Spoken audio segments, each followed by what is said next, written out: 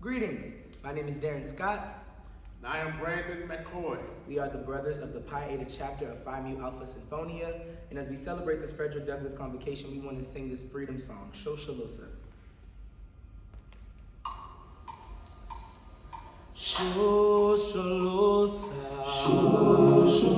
Kulezonta Bastimela, Shoshalosa,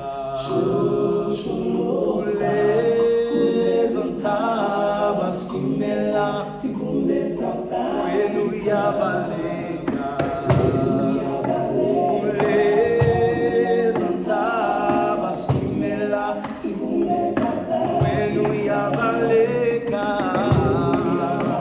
Kulezonta Bastimela, Shoshalosa, Kulezonta Bastimela, Tifumbe, South Africa. Greetings, Morgan State University students, faculty, and staff, and welcome to the 2022 Frederick Douglass, Harriet Tubman, and Ida B. Wells Convocation, hosted by the Senior Class Student Government Association. I am Jada Prater, the Senior Class President for the 2021-2022 academic school year. Today, we are gathered here in person and virtually to celebrate and commemorate the legacy of Frederick Douglass, Harriet Tubman, and Ida B. Wells. We will exemplify the attributes of Douglass, Tubman, and Wells by musical, theatrical, dance selections. As an HBCU, we celebrate Black History Month. It is important that we, the student body, take out time to reflect on the sacrifices and dedication of the lives that these three have made, and not only them, but others in the civil rights movement. This is a very special convocation to us, as it is the only convocation planned by the students. So, we just want to say thank you all for joining us today, and we hope that you enjoy this program. Up next, we will have a visual presentation of the importance of Black History Month. Every February, the United States and Canada recognize Black History Month, but its founder hoped for a different future for Black history. Carter G. Woodson, the Harvard-educated historian who established Black History Month, hoped Black history would become so ingrained in American history that Black History Month would be unnecessary. But in 1926, when he began Negro History Week, the second week in February, he had two objectives: to prove to white America that Blacks had played important roles in the creation of America and deserved to be treated equally as citizens, and second, to increase the visibility of Black life and history, at a time when the media was portraying the Black community negatively with anti-Black racist imagery, like Black caricatures, blackface minstrel shows, and films like the 1927 hit The Jazz Singer. In 1976, Woodson's Association for the Study of American Life and History, which sets the annual theme for every Black History Month, lobbied for Black History Week to become a month, and got President Gerald Ford to make the first proclamation. Every president since then, except for Donald Trump, has proclaimed the new theme annually. Congress officially recognized Black History Month in 1986. Black History Month is often controversial, with calls for Whiteness History Month or Confederate History Month, to others, including some Black people, saying it's outlived its usefulness or that it's antithetical to American values. But despite the official designation, there are no federal requirements for teaching Black history in school curriculums. And on an average, less than 9% of history class is spent on Black history. In some states, it's completely ignored.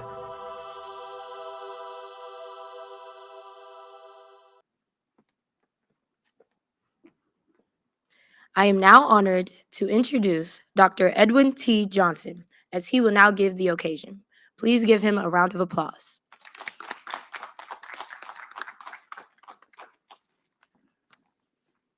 Good morning, fellow Morganites. Good morning, fellow Morganites.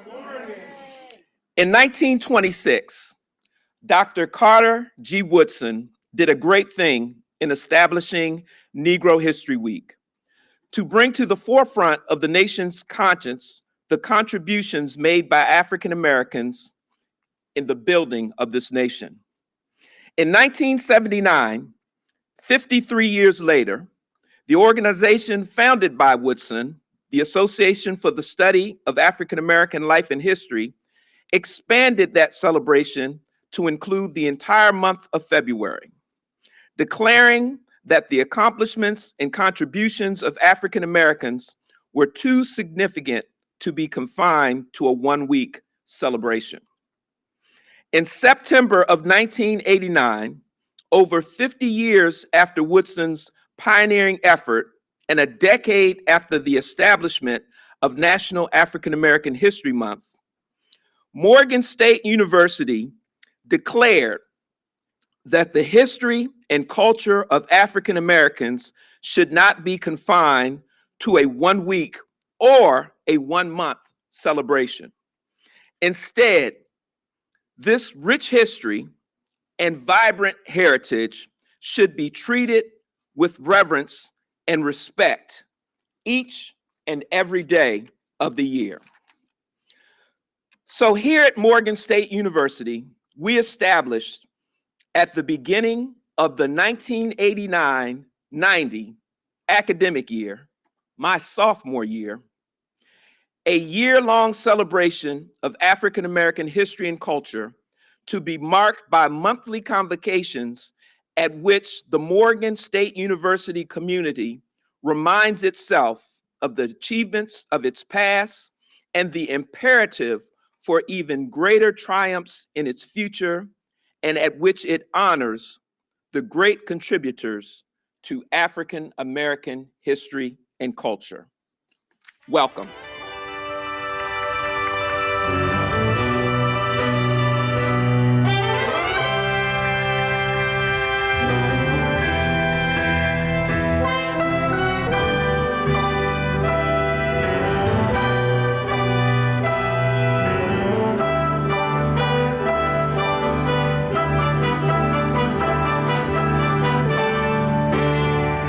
Lift every voice and sing. Lift every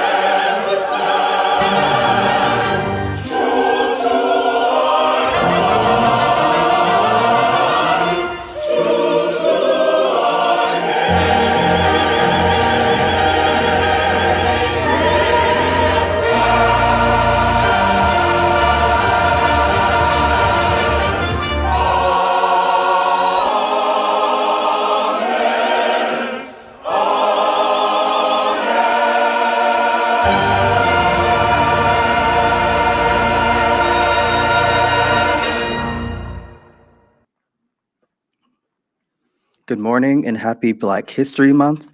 My name is Jordan Deese and I am one of the senior class senators for the 2021-2022 academic school year. I have the pleasure of giving an overview of Frederick Douglass. Frederick Douglass was an escaped slave who became a prominent activist, author, and public speaker. At an early age, he was sent to work in Baltimore, Maryland, where he learned to read and write and taught other slaves to do the same. He eventually became a leader in the abolitionist movement, which sought to end the practice of slavery before and during the Civil War. After that conflict and the Emancipation Proclamation of 1862, he continued to push for equality and human rights until his death in 1895. Douglass's legacy as an author, leader, and activist lives on within his 1845 autobiography, Narrative of the Life of Frederick Douglass, an American Slave. Please give a warm welcome to Ahmad Pearl for the monologue presentation of Frederick Douglass.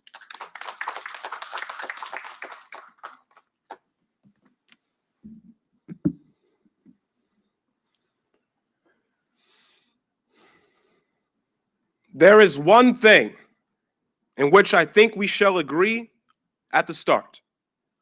It is that the so-called but miscalled Negro problem is one of the most important and urgent subjects that can now engage public attention.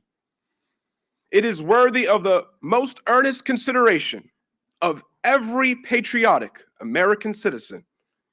Its solution involves the honor of dishonor, glory of shame, happiness or misery of the whole American people. It involves more. It touches deeply not only the good name of fame of the Republic, but its highest moral welfare, its permanent safety. Plainly enough, the peril it involves is great, obvious and increasing. It should be removed without delay. There has been no end to the problems of some sort or another involving the Negro in difficulty.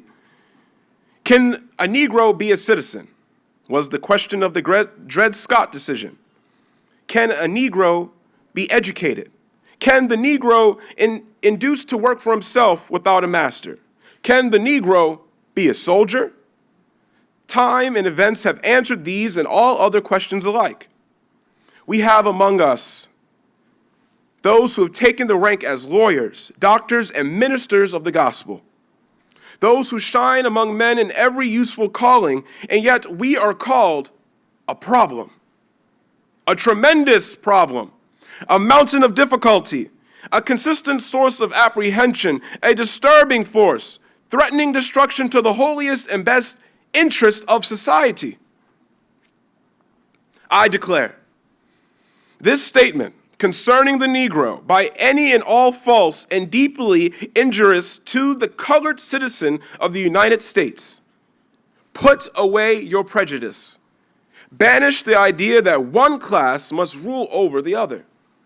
Recognize the fact that rights of the humblest citizen are as worthy of protection as are those of the highest, and your problem will be solved.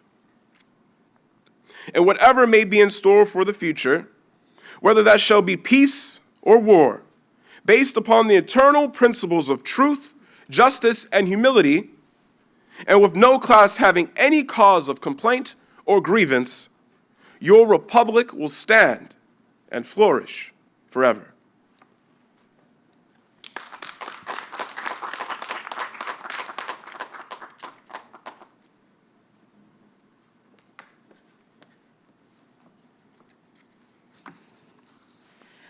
Greetings, everyone. My name is Jada Grant, and I humbly serve as the Senior Class Vice President. Let's just give Ahmad one more round of applause. We will now love to welcome Justice Georgie as he will come to the stage and share his poem.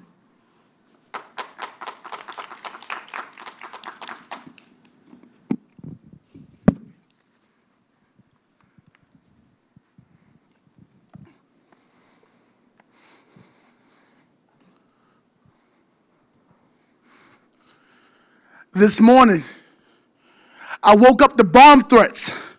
A dozen HBCUs attacked for being black. I guess I'm missing some context. The first day of when the world wants to acknowledge my people's history. It's sad that we even needed a month. I wonder why the whites don't have a holiday. Probably because they're celebrated continuously throughout the years repeatedly. I'm reminded of how unfair black people are treated unequally.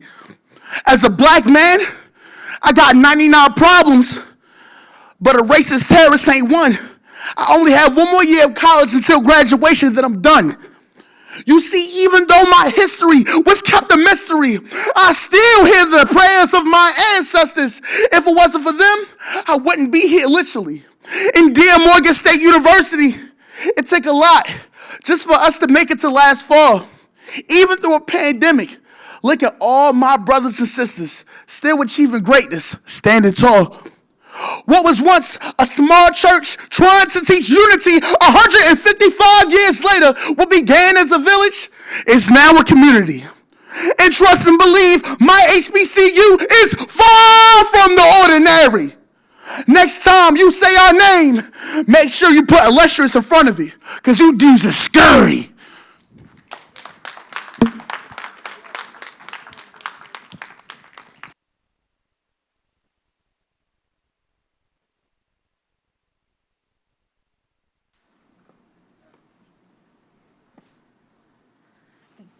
Good morning.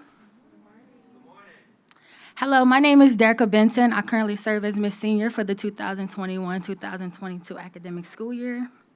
I have the honor to give an overview of Harriet Tubman.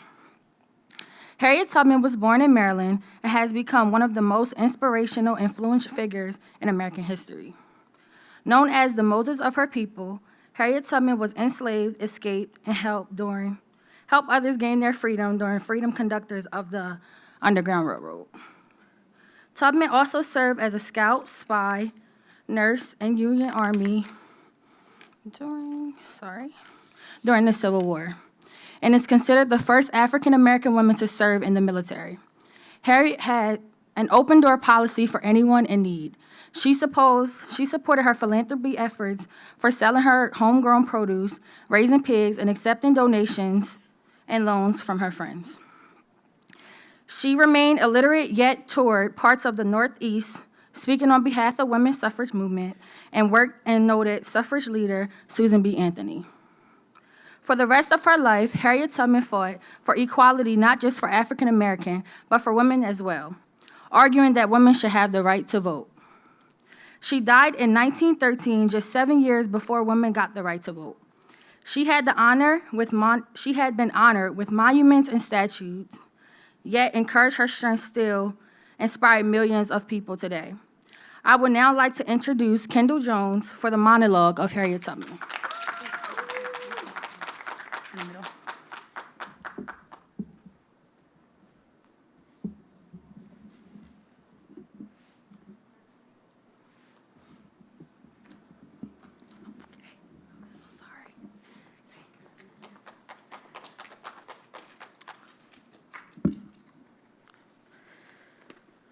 I grew up like a neglected weed, ignorant of liberty, having no experience of it.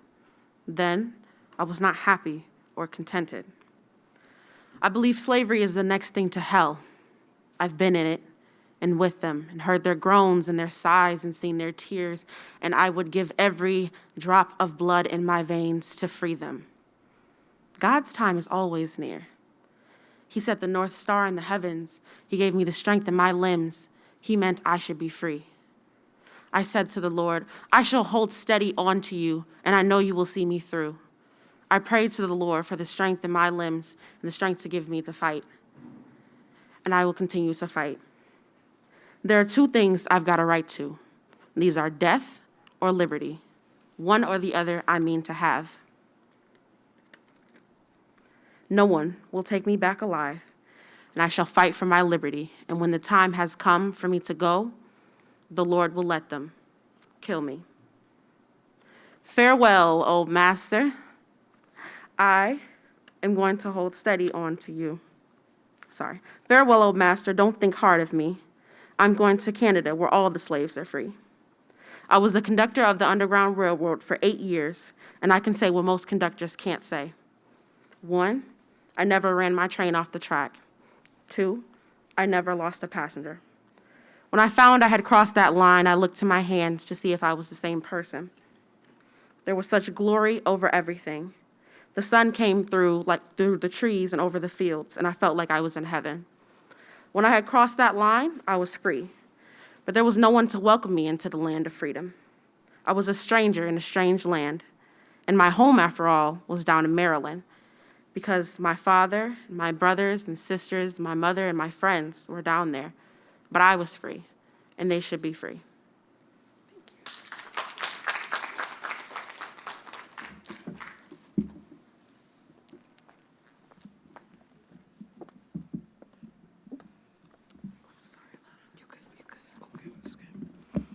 Thank you so much, Kendall. Let's give her another round of applause. Up next, we will have a dance performance from Luda.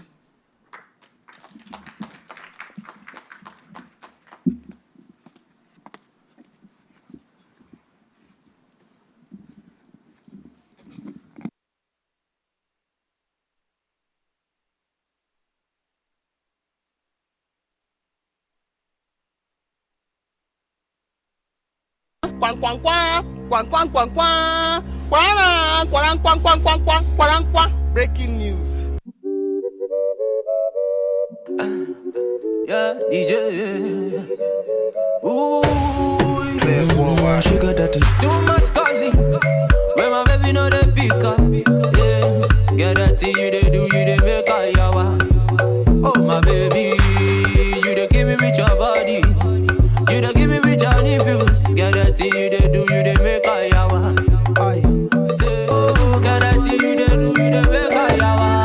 Yawa, hey, baby, wada, baby, wada, baby, wada. Give me your first day, give me yawa, baby, wada, baby, wada, baby, wada. Give me your first day, give me yawa, yawa, hey. Body no no, say me and you don't.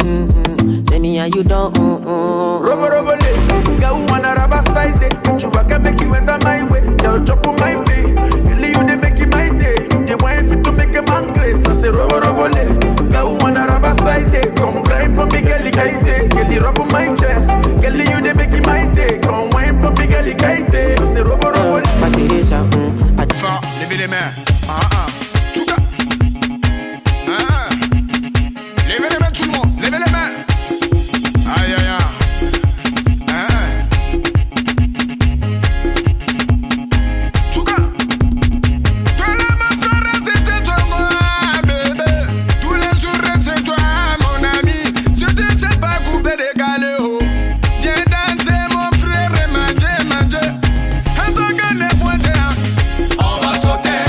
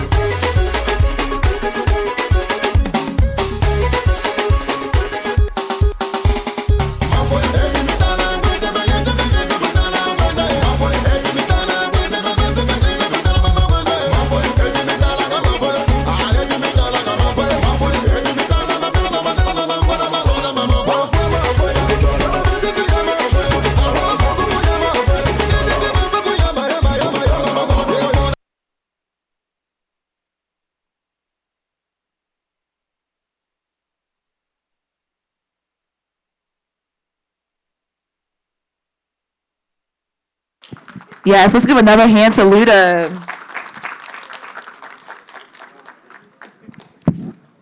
I now have the honor to give the overview of Ida B. Wells.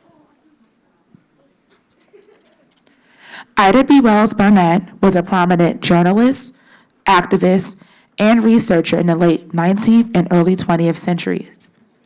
In her lifetime, she battled sexism, racism, and violence. As a skilled writer, Wells Barnett used her skills as a journalist to shed light on the conditions of African Americans in the South. She dedicated her life to combating prejudice and fighting for African American equality, most notably being one of the founders of the National Association for the Advancement of Colored People, also known as the NAACP. Wells Barnett was active in the women's suffrage movement as well, establishing several women organizations. Her courageous reporting of the horrific violence and lynchings of African Americans during this time were the foundation blocks for not letting oppressors silence our voices and plights. She was a trailblazer and a force in many movements, and we remember and feel her influence today. If not for her radicalness, where would you and I be?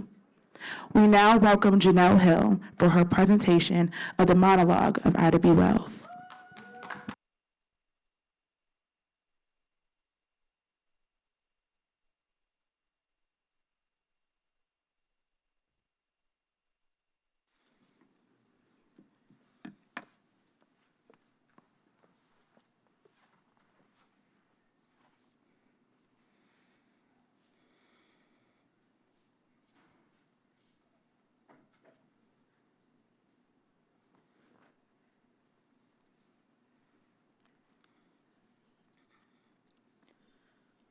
Friday, January 1st, 1886, 1:00 a.m.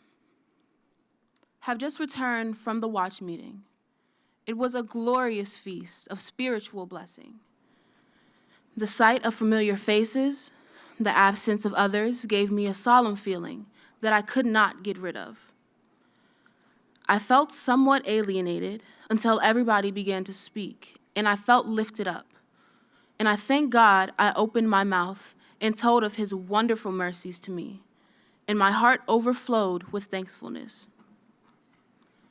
I prayed and asked their prayers that the last trace of bitterness be removed from my heart against anyone.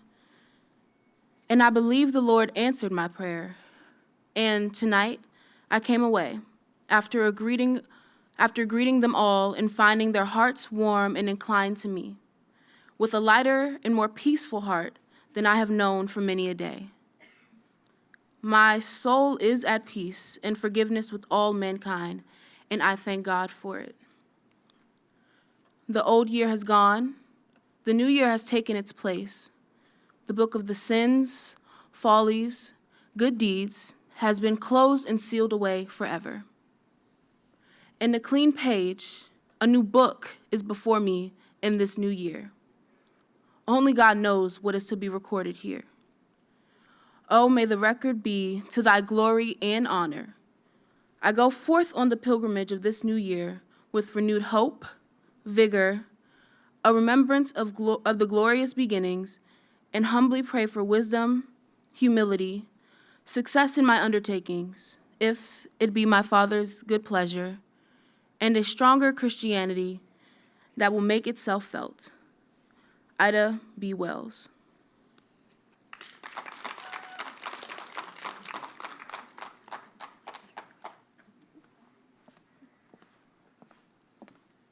Thank you again, Janelle, for that wonderful presentation.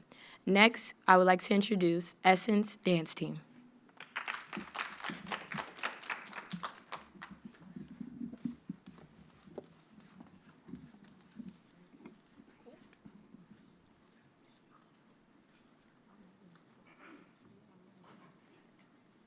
Essence alágbára o, ẹ bóde, ẹ jẹ́ a jó, ẹ jẹ́ a jó, ẹ jẹ́ a jó, ẹ jẹ́ a jó. Essence òjò lànà o, ẹ jẹ́ a jó.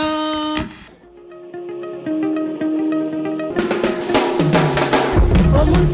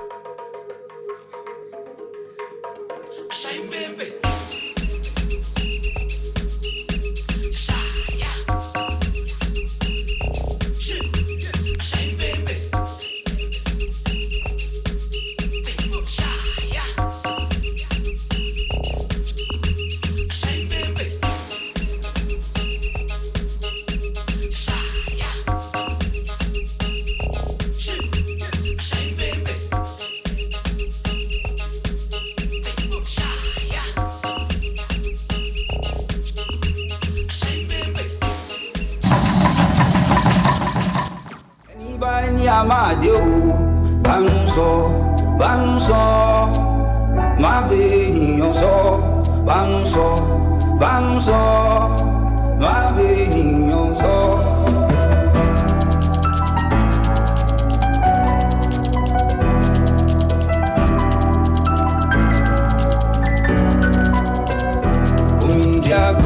Omi jágbẹ́, ìbànújẹ́ adẹ̀rín o, ẹni afẹ́ làwọn o, a ò mẹ́ni tó fẹ́ ni o. Bánú sọ, má bẹ ènìyàn sọ, bánú sọ.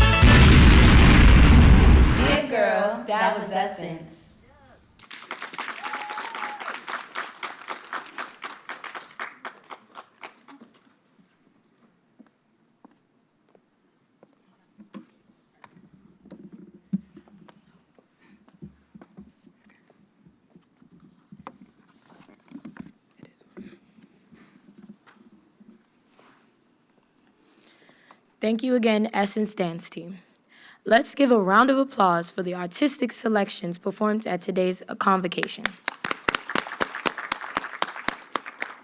We appreciate the Pi Eta chapter of Phi Mu Alpha Sinfonia Fraternity, MSU Poets, Morgan State's Theater Program, Essence Dance Team, and Luda Dance Team for not only their contributions for today's Convocation, but for their continued devotion to the student body here at Morgan State University. As we leave here today, please remember that Black history will continue to be made. Let us keep the courageousness of Ida B. Wells alive, keep the fight from Harriet Tubman alive, and the commitment to social justice from Frederick Douglass alive, as there are trials and tribulations going on right now in our communities. Learning and appreciating Black history is the start, and it will continue to push Black future. Again, thank you for attending the Frederick Douglass, Harriet Tubman, and Ida B. Wells Convocation.